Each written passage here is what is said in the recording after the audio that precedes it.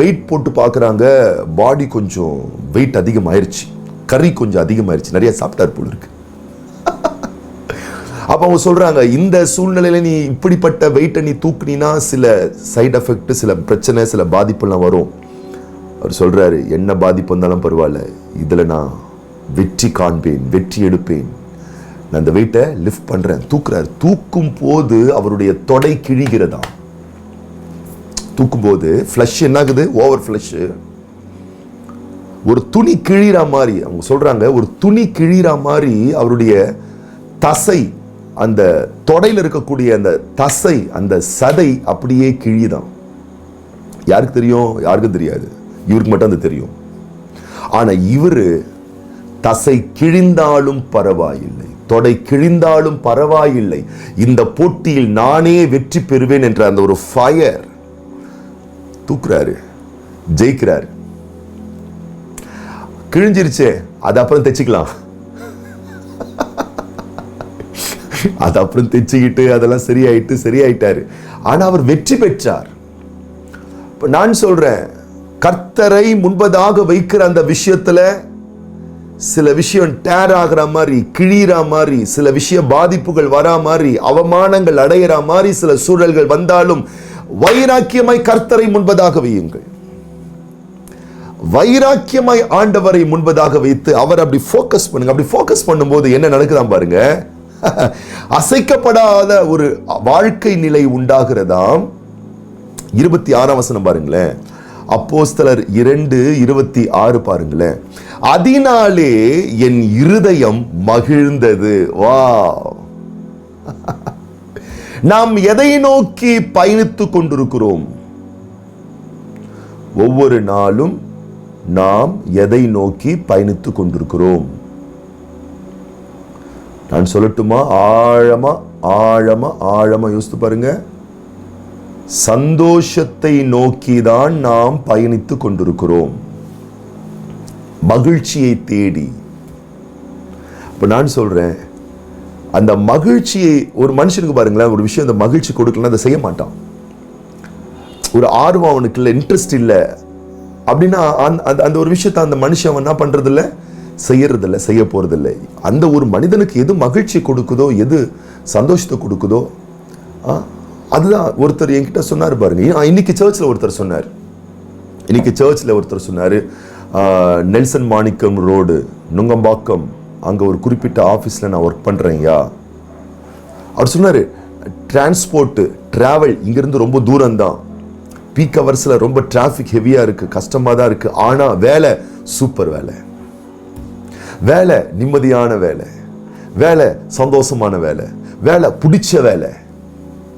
அவர் சொல்றாரு, இங்க இருந்து நான் ஆபீஸ் போறதுக்கு சில இடத்துல 2 மணி நேரம் ஆயிடுது, மறுபடியும் வீட்டுக்கு திரும்பி வரதுக்கு 2 மணி நேரம் ஆயிடுது, டிராவலே அப் அண்ட் டவுன் ஒரு நாளைக்கு 4 மணி நேரம் ஆகுது, ஆனாலும் அந்த வேலை எனக்கு ஒரு மகிழ்ச்சியை கொடுக்குது. அவர் போறாரு பாருங்களேன், கஷ்டம் இருந்தாலும் பரவாயில்ல. அப்போ மனிதன் ஒவ்வொரு நாளும் எதை நோக்கி பயணித்துக் கொண்டிருக்கிறான்? மகிழ்ச்சியை தேடி பயணித்துக் கொண்டிருக்கிறான். நான் சொல்லுகிறேன், எப்பொழுதெல்லாம் நீங்கள் கர்த்தரை உங்களுக்கு முன்பதாக வைத்திருக்கிறீர்களோ அதை பார்க்கிலும் அபாரமான மகிழ்ச்சி உங்கள் இருதயங்களிலே உண்டாகிறது. என் இருதயம் மகிழ்ந்தது, என் நாவு களி கூர்ந்தது, என் மாம்சமும் நம்பிக்கையோடே தங்கியிருக்கும். 27ஆம் வசனம், என் ஆத்துமாவை பாதாளத்தில் விடீர், உம்முடைய பரிசுத்த அழிவை காண ஒட்டீர், ஜீவ மார்க்கங்களை எனக்கு தெரியப்படுத்தினீர், உம்முடைய சன்னிதானத்திலே என்னை சந்தோஷத்தினால் நிரப்புவீர் என்று சொல்லுகிறான். அப்ப எப்படி டிஃபைன் பண்றார் பாருங்க. ஹார்ட்ல சந்தோஷம், வார்த்தையில சந்தோஷம், ஆத்துமாவில் சந்தோஷம், மாம்சத்துல சந்தோஷம், வாழ்வின் எல்லா நிலையிலையும் ஒரு பெட்டராகிற நிலை உண்டாகுது பாருங்களேன். ஒரு மகிழ்ச்சியான, ஒரு ஆனந்தமான. அப்ப எவ்வளவு ஒரு முக்கியமான ஒரு விஷயமா இருக்கு பாருங்களேன். ஆண்டவரை நீங்க ஃபோக்கஸ் பண்றது உங்க லைஃப்ல, கர்த்தரை நீங்க உங்களுடைய மனம், எண்ணம், உணர்வு, சிந்தனை, நினைவுகளில் நீங்க அவரை ஃபோக்கஸ் பண்றது எவ்வளவு ஒரு முக்கியமான விஷயம் பாருங்களேன். உங்க லைஃப் ரொம்ப லகுவா மாத்திரும். வாழ்க்கை ரொம்ப கஷ்டமா இருக்குங்களா, டஃபா இருக்கா, ஃபேமிலி லைஃப் ரொம்ப டஃபா இருக்கா, office life, business life, education, உங்களுடைய கமிட்மெண்ட் ரொம்ப டஃபா இருக்கா, நான் சொல்றேன் ஈஸி ஆகிறதுக்கு ஒரு வழி இருக்கு. லகுவாக்குறதுக்கு ஒரு ஈஸியான ஒரு வழி இருக்கு. என்ன? ஃபோக்கஸ் பண்ணுங்க. கர்த்தரை ஃபோக்கஸ் பண்ணுங்க, அவருடைய வேர்டை ஃபோக்கஸ் பண்ணுங்க, அவருடைய வார்த்தையை ஃபோக்கஸ் பண்ணுங்க. எப்படிங்க ஃபோக்கஸ் பண்றது? பிரைஸ் பண்ணுங்க, டங்ஸ்ல பேசுங்க, அப்போ முழு மனதோட நன்றி செலுத்துங்க. அப்படி நீங்க ஃபோக்கஸ் பண்ண ஆரம்பிச்சிட்டீங்கன்னா, நான் சொல்லட்டுமா, பயத்தின் சம்பவங்கள் உங்களை சுற்றி நடக்கும், ஆனால் நீங்கள் பயப்பட மாட்டீர்கள். உங்களை அச்சப்படுத்தக்கூடிய நிகழ்வுகள் நடக்கலாம், ஆனால் நீங்கள் அச்சயம் அடைய மாட்டீர்கள். உங்களை சோகப்படுத்தக்கூடிய மனிதர்கள் உங்களை சூழ்ந்திருக்கலாம், ஆனாலும் நீங்கள் சோகமடைய மாட்டீர்கள். உங்களை காயப்படுத்தக்கூடிய நிகழ்வுகள் நடக்கலாம், இருந்தாலும் நீங்கள் காயமடைய மாட்டீர்கள். நீங்கள் வருத்தப்படக்கூடிய எல்லா விதமான சமயங்கள் வரலாம், ஆனா நீங்க வருத்தமே பட மாட்டீங்க. அல்லேலூயா. ஒரு நிறைந்த குடத்தை போல ஒரு நிம்மதியான மனநிலையில் இருப்பீங்க. ஏன்னா உங்களுக்கு ஒரு பெரிய நம்பிக்கை வந்துடும், அப்பா என் பக்கத்தில் இருக்காரு, படைச்சவர் என் பக்கத்தில் இருக்கிறாரு. 1000 பேர் எதிர்த்து வராங்களே, வரட்டும். 1000 பேர் என்ன, கோடி பேர் வரட்டும். அந்த கோடி பேரை நான் ஃபோக்கஸ் பண்ணல, பக்கத்தில் இருக்கிறவரை நான் ஃபோக்கஸ் பண்றேன். பிரைசிங்க ஃபோக்கஸ் பண்றேன், ப்ரேயரை ஃபோக்கஸ் பண்றேன், டங்ஸ் பேசுறத ஃபோக்கஸ் பண்றேன். இப்படி நீங்க ஃபோக்கஸ் பண்ணுங்க. நான் சொல்றேன், உங்களை சுற்றி உங்களை அச்சுறுத்தக்கூடிய நிகழ்வுகள் நடந்தாலும் அது உங்களை சோகப்படுத்தாது, வேதனைப்படுத்தாது. யாக்கோபின் ஆக்கியோன் எழுதுகிறார், என் அன்பு சகோதரரே, நீங்கள் பலவிதமான சோதனையிலே அகப்படும் பொழுது, அப்படின்னு என்ன அர்த்தம்? ஆண்டவருடைய பிள்ளைகள் தான், ஆனால் பல வகையான சோதனையில நம்ம சிக்குகிற ஒரு நிலைகள் வாழ்க்கையில நமக்கு இருக்கு. அந்த நம்ம லைஃப்ல பல வகையான சோதனையில் நாம் சிக்கப்படாமல் இருக்க வேண்டுமேயானால், அந்த சிக்கலிலே சிக்கி சின்ன பின்னமா ஆக்கப்படாமல் இருக்க வேண்டுமேயானால் நம்ம கர்த்தரை ஃபோக்கஸ் பண்ணணும். பாருங்களேன், அதனால தான் நான் ஆரம்பிக்கும் போதே சொன்னேன், கர்த்தர் நல்லவர் என்றதை சேர்த்துக்கோங்க. எப்படி? சும்மா சொல்லுங்களேன், வீட்டில் உட்காந்துட்டு கர்த்தர் நல்லவர், கர்த்தர் என்னை ஆஸ்வதிக்கிறார். ஆமா, ராஜன் பிரதர் சூப்பரா சொல்றாரு பாருங்க, கர்த்தர் நல்லவர். ஆபீஸ்ல வேலை செஞ்சுட்டு கர்த்தர் நல்லவர், கர்த்தர் என் கூட இருக்கிறார், கர்த்தர் என்னை கைவிடுறதே இல்லை, என்னை சுற்றி சூழ அவருடைய பிரசன்னம் இருக்கு, நான் பெட்டரா மாத்துவாரு. இப்படிலாம் உங்க வாய்கள்ல நல்ல நல்ல வாசகங்கள், நல்ல நல்ல வார்த்தைகள், நல்ல நல்ல விசேஷங்கள், இதெல்லாம் வர வர உங்கள் மாம்சம் கூட ஆரோக்கியமாயிருக்கும், உங்கள் ஆத்துமா பலனடையும். எவ்வளவு அழகா ஒவ்வொன்னும் சொல்றாரு பாருங்க. என் இருதயம், 26 பாருங்களேன், எவ்வளவு அழகா, என் இருதயம், என் நாவு, என் மாம்சம், என் ஆத்துமா, 4 விஷயத்தை சொல்றாரு பாருங்க. இந்த 4 தான் உங்கள் வாழ்க்கையினுடைய 4 தூண்கள். உங்கள் வாழ்க்கையினுடைய 4 தூண்கள் சொல்லுங்க பார்க்கலாம், இல்லைன்னா எழுதிக்கோங்க பார்க்கலாம். என் இருதயம், என் நாவு,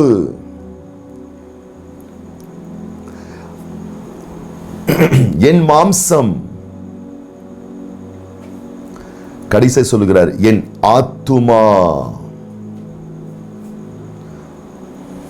இருதயம் என்பது ஆவியின் நிலை, ஆத்துமா மாம்சம், ஆவி, ஆத்துமா, சரீரம், மாம்சம், 3 விஷயம் இருக்கு.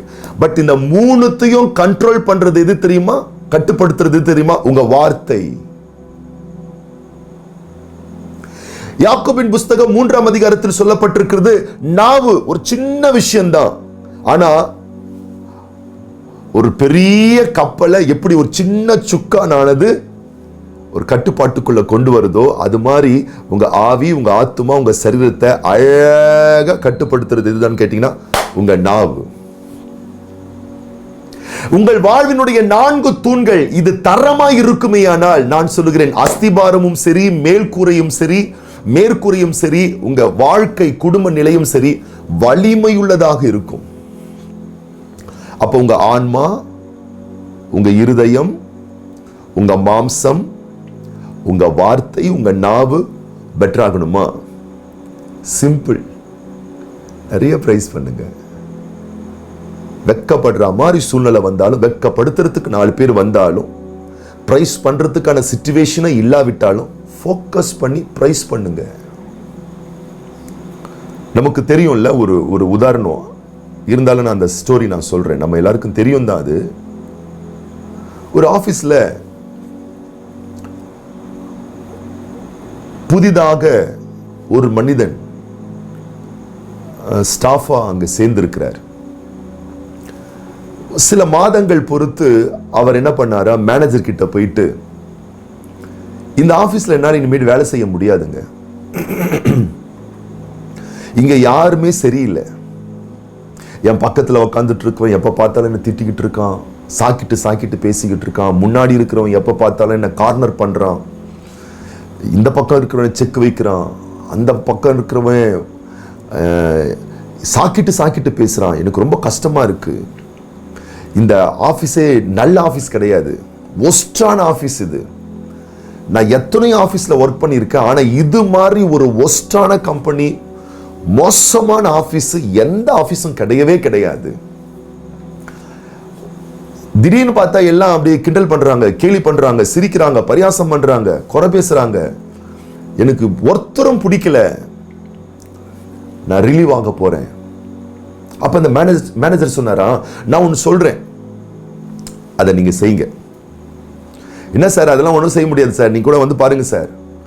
வேலை செய்ய முடியல சார், பக்கத்தில் இருக்கிறவங்க கதை பேசிட்டு இருக்கான் சார், ஊர் கதை பேசுறான் சார், அந்த கதை பேசுறான் சார், என்னால் எந்த வேலையும் ஃபோக்கஸ் பண்ண முடியல, கான்சென்ட்ரேட் பண்ண முடியல, ரொம்ப தொந்தரவு பண்றாங்க சார். சரி, அதெல்லாம் இருக்கட்டும்பா, நான் ஒன்று சொல்றேன், அதை நீ செய். அதை நீ செஞ்சதுக்கு அப்புறமா இந்த ஆபீஸ்ல இருந்து, இந்த கம்பெனில இருந்து, இந்த வேலையில இருந்து ரிலீவ் ஆகலாமா, வெளியே போகலாமா, போக வேணாமன்றதை நீ முடிவு பண்ணிக்கோ. சரிங்க சார், சொல்லுங்க சார், நான் என்ன சார் பண்ணும்? இது மாதிரி இது ஸ்டீல் டம்ளர், அவர் ஒரு ஸ்டீல் டம்ளரோ கிளாஸ் டம்ளரோ இப்படி கொடுத்தாரு. அவர் என்ன பண்ணாரா, இதுக்குள்ள ஃபுல்லா தண்ணி ஊத்துனாராம். அந்த மேனேஜர் என்ன பண்ணாரா, ஃபுல்லா தண்ணி ஊத்துனாராம். தண்ணி ஊத்தி இப்போ எப்படி இருக்குன்னு கேட்டீங்கன்னா, ஃபுல்லா தழும்ப இருக்கான், தண்ணி ஃபுல்லா இருக்கான். அவர் கையில் அப்படியே கொடுத்தாராம், இதை வச்சுக்கோ.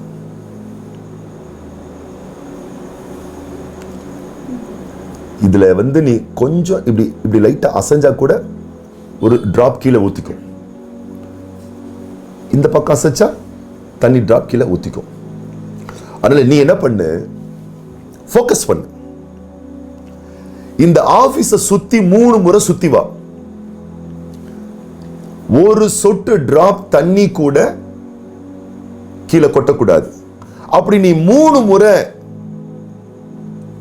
ஒரு சொட்டு தண்ணி கூட கீழே சிந்தாம நீ ஃபோக்கஸ் பண்ணி நீ கொண்டு வந்தன்னு சொன்னா,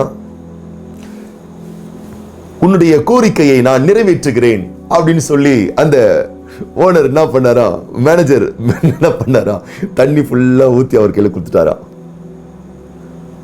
இப்ப என்னாச்சா தெரியுமா, அந்த வேலையிலிருந்து ரிலீவ் ஆக போறேன்னு சொன்னா இல்லையா, அவன் என்ன பண்ணானா, அந்த தண்ணி அப்படியே பார்த்தானா, கொஞ்சம் ஷேக் பண்ணா கூட கீழே ஊத்திக்கும். அவன் என்ன பண்ணானா, அப்படியே அந்த டம்ளரை இறுக்கமா பிடிச்சிக்கிட்டு ஷேக் ஆகாம அப்படியே மெல்லமா அப்படியே ஆபீஸ்ல, அவன் கேபின்ல, அவன் ஒர்க் பண்ண இடத்துல, அவன் உட்காந்த சேரு, இந்த எல்லா இடம், அவங்க அந்த ஸ்டாஃபுங்கெல்லாம் இருக்கிற இடம்லாம் சுத்தி 3 முறை சுத்தி 3 முறை சுத்தி 3 முறை சுத்தி அப்படியே அந்த ஓனர் கையில கொண்டு வந்து இந்த வாட்டரை, தண்ணியை கொண்டு வந்து கொடுத்தானா. பாருங்க சார், ஒரு சொட்டு தண்ணி கூட கீழே விழாம அப்படியே கொண்டு வந்து நான் கொடுத்துட்டேன். பார்த்தீங்களா?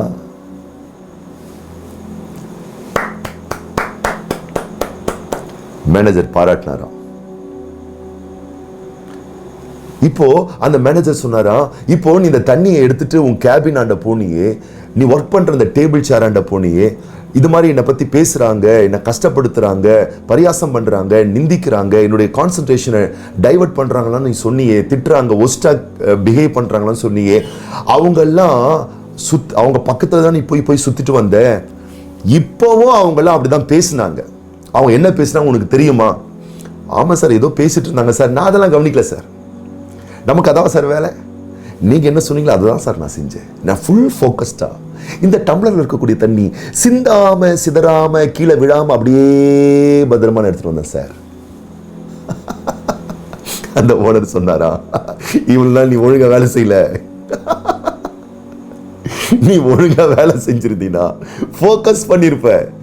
இவ்வளவு நாள் பக்கத்துல இருக்கிறவன், கேபினுக்கு முன்னாடி இருக்கிறவன், முக்கில் இருக்கிறவன், பின்னாடி இருக்கிறவன், அவன் என்ன பேசுறான், இவன் என்ன பேசுறான், இவன் என்ன பண்றான், அதுதான் பார்த்துட்டு இருந்தே தவிர உன் ஜாப், உன் ஒர்க்ல நீ ஃபோக்கஸ்டா இல்ல.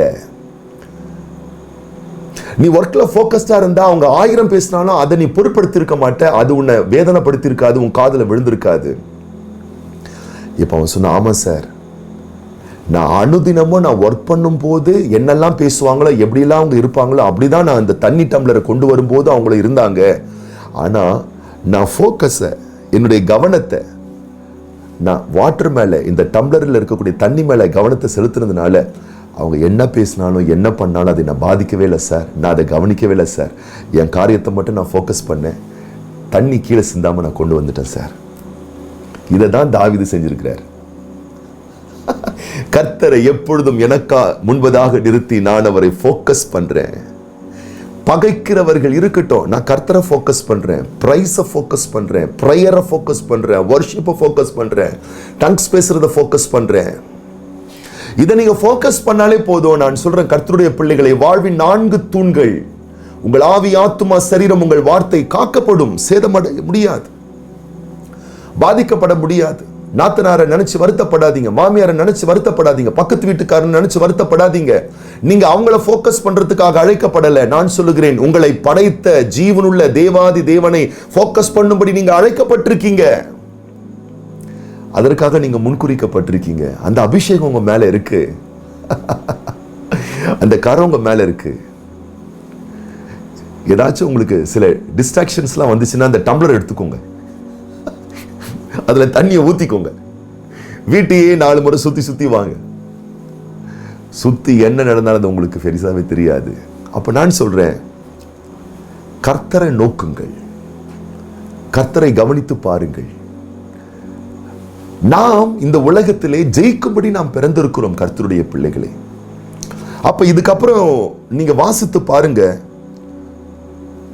பேதுரு அந்த சிறிய கூட்டம் எங்களை பரியாசம் பண்றாங்களே, 120 பேராகிய நாங்கள் பக்திமான்கள், பரிசுத்தவான்கள், தூய கற்புள்ள நடத்தை உள்ளவர்கள், இயேசு கிறிஸ்துவை பின்பற்றினவர்கள், எங்களை இப்படி பரியாசம் பண்றீங்களே, நாங்க மது குடித்தவர்கள், மதுபானம் பண்ணினவர்கள் அப்படின்னு எங்களை குறித்து தப்பா பேசுறீங்களேன்னு சொல்லிட்டு இந்த பேதுரு அவங்களை பார்த்து தப்பா பேசியிருந்தா அன்னைக்கு சபை சரித்திரமே தப்பா போயிருக்கும்.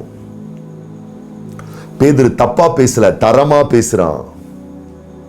உங்களை குறித்த 4 பேர் தப்பா பேசினா நீங்களும் தப்பா பேசாதீங்க. ஏன்னா நீங்கள் தப்பாய் பேசுவதற்காக அழைக்கப்படவில்லை, தரமானவரை குறித்து தரமாய் பேசும்படி அழைக்கப்பட்டிருக்கிறீர்கள். ஏனென்றால் மனதின் ஆழங்களிலிருந்து சொல்லுகிறேன், நீங்கள் தரமானவர்கள். தரமான தெய்வத்தை ஆராதிக்கிறோமே, குவாலிட்டியான மக்கள், விலையேற பெற்ற மக்கள், உயர்ந்த மக்கள், சிறந்த மக்கள், கனம் பெற்ற மக்கள் நீங்கள். அப்ப பேதுரு பாருங்க, யாரை பார்த்து நீ சொன்ன, நாங்களா குடிச்சிட்டு வந்துட்டோமா, என்னையா நாங்களா குடிக்காரங்களா, எப்படியா நீ பேசுவ? இப்படி பேதுரு பேசல. ஸ்பிரிச்சுவலா பேசுறான், பக்தி வைராக்கியமா பேசுறான். நான் சொல்கிறேன், தேவனுடைய பிள்ளைகளை, நீங்கள் ஆவிக்குரியவர்கள், ஸ்பிரிச்சுவலா பேசுங்க. வாக்குவாதங்கள், பொறாமைகள், கோபங்கள், எதிர்ப்புகள், இதை ஃபோக்கஸ் பண்ணாதீங்க. இப்படிப்பட்ட வாக்குகள் நம்ம வாயில வரக்கூடாது. நாம் கிறிஸ்து இயேசுவை போல் பேசும்படி நாம் அழைக்கப்பட்டிருக்கிறோம். அப்ப நம்ம தரமா பேசணும். பேதுரு தரமா பேசுறாரு, தாவீதை மையப்படுத்தி பேசுறாரு. ஃபோக்கஸ் பண்ணதுனால அவன் வாழ்க்கை எப்படி கனமாக்கப்பட்டிருக்கு. நாங்க அப்படிப்பட்ட காரியத்தை நாங்க செய்யறோம். அந்த இயேசுவை நாங்க ஃபோக்கஸ் பண்றோம்.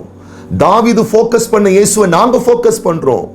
நாங்க அவருக்கு முக்கியத்துவத்தை கொடுக்கிறோம், நாங்க அவரை வர்ஷிப் பண்றோம் சொன்ன பிறகு ஆச்சரியமா இருக்கும். நீங்கள் இந்த வசனத்தை குறிச்சு அவன் பிரசங்கம் பண்ணி அவன் பேசிக்கிட்டே இருக்கான். ஆச்சரியப்படுவீர்கள். பாருங்கள், இந்த வசனத்தை வாசிச்சு நம்ம முடிச்சிடலாம்.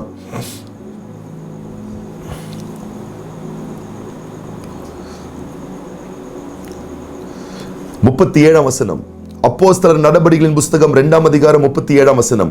இதை அவர்கள் கேட்ட பொழுது இருதயத்திலே குத்தப்பட்டவர்களாகி பேதுருவையும் மற்ற அப்போஸ்தலரையும் பார்த்து, சகோதரரே, நாங்கள் என்ன செய்ய வேண்டும் என்றார்கள். சூப்பர்ல. இவங்க சின்ன கூட்டம், ஆனா இந்த மோசேயின் சட்ட திட்டங்களை ஃபாலோ பண்றவங்க பெரிய மெஜாரிட்டி. ஆனா இந்த சின்ன பேதுருவின் கூட்டம் தரமானத, நியாயமானத, ஒழுக்கமானத, பரிசுத்தமானத, கர்த்தருடைய சத்திய வாக்குகளை பேசுனதுனால அந்த பெரும் கூட்டம் சரண்டர் ஆகுறாங்க. நான் சொல்றேன், ஜெபிக்கிற உங்களுக்கு முன்பதாக எதிர்க்கிற மக்கள் சரண்டர் ஆவாங்க. துதிக்கிற நீங்கள் சிறு கூட்டமா இருக்கலாம், 2 பேரா இருக்கலாம், 4 பேர் இருக்கலாம், ஒத்த பேரா இருக்கலாம். ஆனா நீங்க உங்களுடைய ஜெபங்களையும் துதிகளையும் கர்த்தரை உங்கள் முன்பதாக வைக்கிற விஷயத்துல நீங்க போக்கஸ்டா இருந்தீங்கன்னா பெரும் திரள் கூட்டமே உங்களுக்கு அடிபணிய ஆரம்பிக்கும். அந்த பெரும் திரள் கூட்டம் சொல்லுகிறார்கள், பேதுருவை பார்த்து, நாங்க என்ன செய்யணும்? நீங்க சொல்றதுதான் கரெக்ட். நீங்க கர்த்தரை முன்பதாக வச்சு, இயேசுவை முன்பதாக வச்சு வாழ்றீங்களே, அதுதான் சரி. நாங்க என்ன செய்யணும்? அதுக்கப்புறம் நீங்க பாத்தீங்கன்னு சொன்னா அடுத்த வசனம் 38 இருந்து பாருங்க. பேதுரு அவர்களை நோக்கி, நீங்கள் மனம் திரும்பி ஒவ்வொருவரும் பாவ மன்னிப்புக்கென்று இயேசு கிறிஸ்துவின் நாமத்தினாலே ஞானஸ்நானம் பெற்றுக்கொள்ளுங்கள், அப்பொழுது பரிசுத்த ஆவியின் வரத்தை பெறுவீர்கள். 39 வாக்கு தத்தமானது உங்களுக்கும் உங்கள் பிள்ளைகளுக்கும் நம்முடைய தேவனாகிய கர்த்தர் வரவழைக்கும் தூரத்தில் உள்ள யாவருக்கும் உண்டாயிருக்கிறது என்று சொல்லி, 40ஆம் வசனம், இன்னும் அநேக வார்த்தைகளாலும் சாட்சி கூறி மாறுபாடுள்ள இந்த சந்ததியை விட்டு விலகி உங்களை ரட்சித்துக் கொள்ளுங்கள் என்று புத்தி சொன்னான். 41 அவனுடைய வார்த்தையை சந்தோஷமாய் ஏற்றுக்கொண்டவர்கள் ஞானஸ்நானம் பெற்றார்கள். அன்றைய தினம் ஏறக்குறைய 3000 பேர் சேர்த்துக் கொள்ளப்பட்டார்கள். அல்லேலூயா. இவங்க 120 பேரு, அவங்க 3000 பேரு. யோசிங்க பார்க்கலாம், யார் ஜெயிப்பாங்க? 3000 பேரு இல்ல. தரமாய் கர்த்தரை ஆராதிக்கிற பிள்ளைகள் சிறு கூட்டமாய் இருந்தாலும் அவர்கள் தான் ஜெயிப்பார்கள். அப்ப நான் சொல்றேன், நீங்க பெற்ற ரட்சிப்பை விட்டே கொடுத்துடாதீங்க. ஐயோ, அவங்க பெரும் கூட்டமா இருக்கிறாங்க, மெஜாரிட்டி பீப்புளா இருக்கிறாங்க, நான் ஒத்த ஆளு, நான் சின்ன ஆளு, நான் சின்ன கூட்டம், நான் என்ன பண்ண போறேன்னு சொல்லிட்டு நீங்கள் பெற்ற பாக்கியமான இந்த ரட்சிப்பை ரொம்ப தரம் தாழ்த்தி எண்ணி விடாதிருங்கள். தரமான சுவிசேஷத்தை நீங்கள் பெற்றிருக்கிறீர்கள், தரமான தகுதியான தெய்வத்தை நீங்க பெற்றிருக்கிறீர்கள். அப்ப நீங்க நிமிர்ந்து நிக்கணும் பாருங்க. எப்பவுமே சுவிசேஷத்தை குறித்து வெக்கமே படக்கூடாது. இது தரமான விஷயம், நல்ல விஷயம், புண்ணியமான விஷயம், புனிதமான விஷயம், புகழ்ச்சிக்குரிய விஷயம். ஜெபம் புண்ணியமான விஷயம், புனிதமான விஷயம். கர்த்தரை ஃபோக்கஸ் பண்ணி வாழ்ற வாழ்க்கை உத்தமமான விஷயம். நீங்க வெக்கமே படக்கூடாது. இதுல நீங்க கான்சென்ட்ரேட் பண்ணி இதுல நீங்க ஸ்ட்ராங்கா இருந்தீங்கன்னா, நான் சொல்றேன், உங்கள் வீட்டை சுற்றி உள்ளவர்கள், உங்கள் அயலகத்தார்கள், உங்கள் உறவினர்கள் ஒரு நாள் வரும், நீங்கள் நம்புகிற தேவனே கர்த்தரே ஆண்டவர் என்று அவர்கள் வருவதற்கான வாய்ப்புகள், சந்தர்ப்பங்கள் உருவாகும். நீங்க ஜெயிப்பீங்க கர்த்தருடைய பிள்ளைகளே. வெட்கப்படாமல் கர்த்தரை எப்பொழுதும் அவரை உங்களுக்கு முன்னாடி வைங்க. என்ன ஆச்சு? 3000 பேர். யாரு பரியாசம் பண்ணாங்களோ, இவங்கள் குடித்தவர்கள், வெறித்தவர்கள், கிண்டல் பண்ணாங்களோ, கேலி பண்ணாங்களோ, அவர்களே சரண்டர் ஆயிட்டாங்க. இன்னைக்கு சிலர் உங்களை கிண்டல் பண்றாங்களா? உங்க பள்ளிக்கூடத்துல, உங்க காலேஜ்ல, உங்க ஆபீஸ்ல, சொந்தங்கள் மத்தியில், அறிந்தவர்கள் மத்தியில், அறிமுகமானவர்கள் மத்தியில், உறவுகள் மத்தியில், அல்லேலூயா கோஷ்டிப்பா, இது அந்நிய பாஷை பேசுற கோஷ்டிப்பா, கிண்டல் பண்றாங்களா? வெக்கப்படாதீங்க, கூச்சப்படாதீங்க, இயேசுவை ஒரு நாளும் மறுதலிக்காதீங்க. கிறிஸ்டியன் ஃபெய்த்ல ஸ்ட்ராங்கா இருங்க. ஒரு நாள் வரும், கர்த்தர் அவர்களுக்கே உங்களை அதிபதியாக வைத்து உயர்த்துவார். ஆச்சரியமான உயரங்களுக்குள் நீங்கள் வருவீர்கள் கர்த்தருடைய பிள்ளைகளே. முடிவு என்ன ஆயிற்று? மெஜாரிட்டியான கூட்டத்துல, பெரும்பான்மையான கூட்டத்தை கர்த்தருக்கு முன்பதாக வைத்த கூட்டம் மேற்கொண்டது. நீங்கள் மேற்கொள்வீர்கள், நீங்கள் ஜெயம் பெறுவீர்கள், நீங்கள் வெற்றி காண்பீர்கள். நம்ம ஜெபம் பண்ணலாமா? உங்களுக்காக நான் ஜெபம் பண்ண போறேன். இன்னைக்கு ஒரே ஜெபம் தான். ஆண்டவரே, நாங்கள், எங்கள் பிள்ளைகள், எங்கள் கணவர், எங்கள் மனைவி, எங்கள் தாய் தகப்பன், எங்களை சூழ்ந்திருக்கக்கூடிய எங்கள் பிள்ளைகள், நாங்கள் உங்களையே ஃபோக்கஸ் பண்ற ஆண்டவரே, எங்களுடைய கவனத்தை திசை திருப்புகிற எத்தனை விஷயம் வந்தாலும், எத்தனை டிஸ்ட்ராக்ஷன்ஸ் வந்தாலும் அதற்கு நாங்கள் கவனத்தை செலுத்தாதபடிக்கு ஜெபிக்கிறதிலும், துதிக்கிறதிலும், ஆராதிக்கிறதிலும், ஆண்டவரே உம்முடைய நல்ல நாமத்தை மகிமைப்படுத்துறதிலையும் நாங்கள் முழுவதும் கவனம் செலுத்துவதற்கு நீர் எங்களை உறுதிப்படுத்துவீராக, வலிமைப்படுத்துவீராக. உங்களுக்காக நான் ஜெபம் பண்ண விரும்புகிறேன். இன்னைக்கு எல்லாரும் நம்ம சேர்ந்து நம்ம ஜெபம் பண்ணலாமா? தாவீது ஜெபித்த மாதிரி, கர்த்தரை எப்பொழுதும் எனக்கு முன்பாக நிறுத்தி நான் நோக்கி கொண்டிருக்கிறேன். நான் அசைக்கப்படாதபடிக்கு அவர் என் வலது பாரிசத்தில் இருக்கிறார் என்று தாவீது ஜெபித்தது போல, தாவீது சொன்னது போல, தாவீது பாடினது போல, தாவீது வெளிப்படுத்தினது போல இன்னைக்கு அந்த அனுபவம் எங்களுடைய அனுபவமாய் மாறட்டும் ஆண்டவரே. சுற்றி இருக்கக்கூடிய மக்கள் பரிகசிக்கிறார்களே என்று சொல்லி எங்களுடைய ஆவிக்குரிய ஆழமான கிறிஸ்தவ நம்பிக்கையை நாங்கள் ஒரு நாளும் மறுதலித்து விடக்கூடாது. எங்களை சுற்றி 1000 வித்தியாசமான சூழ்நிலைகள் நிகழ்ந்தாலும் நடந்தாலும் ஒவ்வொரு நாளும் எல்லா சூழ்நிலைகளிலையும் கர்த்தரை நாங்கள் முன்பதாக வைக்க, ஜபத்தினாலும் துதியினாலும் ஸ்தோத்திரத்தினாலும் ஆராதனையினாலும் கர்த்தரை எல்லா ரகத்திலும் நாங்கள் மகிமைப்படுத்த எங்களுக்கு உதவி செய்வீராக. ஐயோ, எங்க ஃபோர்மேன் பெரியவராச்சே, எங்க கம்பெனி ஓனர் பெரியவராச்சு, பக்கத்து வீட்டுக்காரங்க ரொம்ப பிக் ஷாட் ஆச்சு, அவங்க பெரிய பணக்காரங்களாச்சுன்னு சொல்லிட்டு எழுத்தின் பிரகாரமாய் அவர்களுக்கு இருக்கக்கூடிய அந்த ஒரு மெஜஸ்டியை பார்த்து நாங்கள் மிரண்டு விடாதபடி, அதை விட நாங்கள் ஆராதிக்கிற தேவன் தான் பெரிய மெஜஸ்டி என்பதை நாங்கள் உணர்ந்து உள்வாங்கி எல்லா நிலைகளிலேயும் மறுதலியாமல் தேவனையுடைய மகத்துவத்தை பிரசங்கிக்கக்கூடியவர்களாய் பேசக்கூடியவர்களை நீர் எங்களை மாற்றுவீராக. இணைக்கப்பட்ட அன்பான கர்த்தருடைய பிள்ளைகள் ஒவ்வொருவரையும் ஆசீர்வதிப்பீராக. தேவனுடைய பலத்த கரம் உடைய பிள்ளைகளை தொட்டு ஆசீர்வதிக்கட்டும். எல்லா சூழ்நிலைகளிலேயும் ஆண்டவரே, உம்முடைய பிள்ளைகள் எந்த விதமான கவலைகள் மேற்கொள்ளக்கூடாது, பயங்கள் மேற்கொள்ளக்கூடாது, சோகங்கள் மேற்கொள்ளக்கூடாது, வருத்தங்கள் மேற்கொள்ளக்கூடாது. இன்றைக்கு எங்கள் ஆண்டவர் இயேசு கிறிஸ்துவின் நாமத்தினால் இணைக்கப்பட்ட ஒவ்வொரு பிள்ளைகளுக்கும் ஆறுதல் உண்டாவதாக, தைரியம் உண்டாவதாக, நம்பிக்கை உண்டாவதாக, சந்தோஷம் உண்டாவதாக. எப்படி சங்கீதக்காரன் சொன்னது போல, என் இருதயம் மகிழ்ந்தது, என் நாவு களி கூர்ந்தது, என் மாம்சமும் நம்பிக்கையோடு தங்கியிருக்கும். என் ஆத்துமாவை பாதாளத்தில் விடீர், உம்முடைய பரிசுத்தரை அழிவை காண விட்டீர். இந்த ஆவிக்குரிய அனுபவத்தில் இருக்கக்கூடிய பிள்ளைகளுக்கு அழிவே கிடையாது என்ற ஆழமான நம்பிக்கைகள் வார்த்தையின் மூலம் நீர் எங்களுக்கு கொடுத்திருக்கிறீர் அப்பா. இந்த சத்தியத்தை கீழ்ப்படிந்து அதன்படி ஜீவனம் பண்ண ஒவ்வொரு பிள்ளைகளுக்கும் உதவி செய்வீராக. இணைக்கப்பட்ட ஒவ்வொரு பிள்ளைகளை, வார்த்தை கேட்ட ஒவ்வொரு பிள்ளைகளை, கேட்டுக்கொண்டிருக்கிற ஒவ்வொரு பிள்ளைகளை தேவனே உம்முடைய வல்ல நல்ல நாமத்தினாலே நாங்கள் வாழ்த்துறோம், ஆசீர்வதிக்கிறோம். ஆண்டவர் இயேசு கிறிஸ்துவின் ஆசீர்வதிக்கப்பட்ட நாமத்தினாலே வாழ்த்தி ஜெபிக்கிறோம் எங்கள் நல்ல பிதாவே. ஆமேன், ஆமேன், ஆமேன், ஆமேன், ஆமேன்.